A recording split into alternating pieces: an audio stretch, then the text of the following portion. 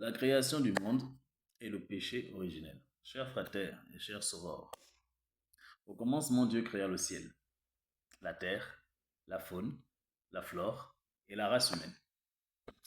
Il créa aussi les esprits célestes, les esprits terrestres, notamment pour la forêt, pour protéger la mer, protéger les différents éléments.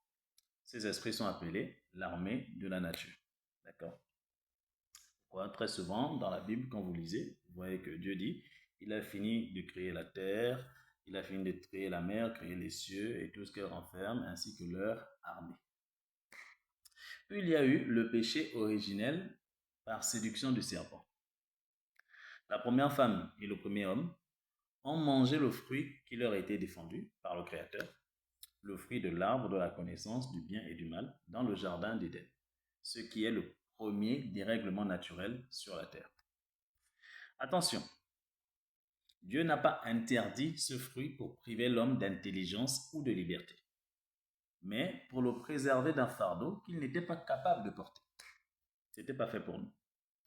Avant la chute, l'homme vivait dans une harmonie parfaite avec Dieu.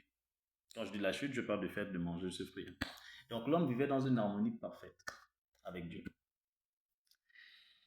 Il vivait aussi dans une harmonie parfaite avec la nature.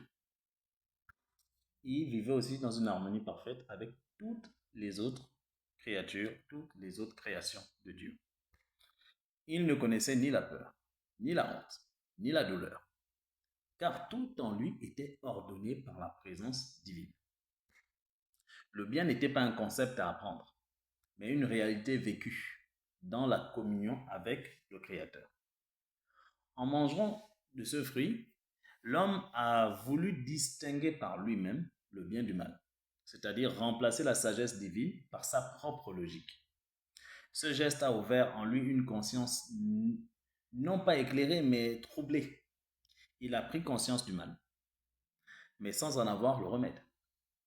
Il a connu la peur, la honte, la culpabilité. Son esprit, son corps et ses émotions se sont désaccordés. Ainsi, le dérèglement a été total et moral, spirituel et émotionnel. L'homme, désormais séparé de Dieu, ressent la peur à la place de la paix, la culpabilité à la place de l'amour, la tristesse à la place de la joie. La connaissance du bien et du mal n'a donc pas rendu l'homme plus sage. Faites attention. Ça ne l'a pas rendu plus serein non plus. Et ça l'a rendu plus vulnérable et inquiet. Elle a remplacé la conscience par la suspicion et la liberté intérieure par le jugement de soi. Mais Dieu, dans sa miséricorde, n'a pas laissé l'homme dans ce chaos. En Jésus-Christ, la lumière revient dans le cœur humain. La relation est restaurée. Les émotions peuvent retrouver leur ordre. La conscience, purifiée par la grâce, redevient un lieu de paix.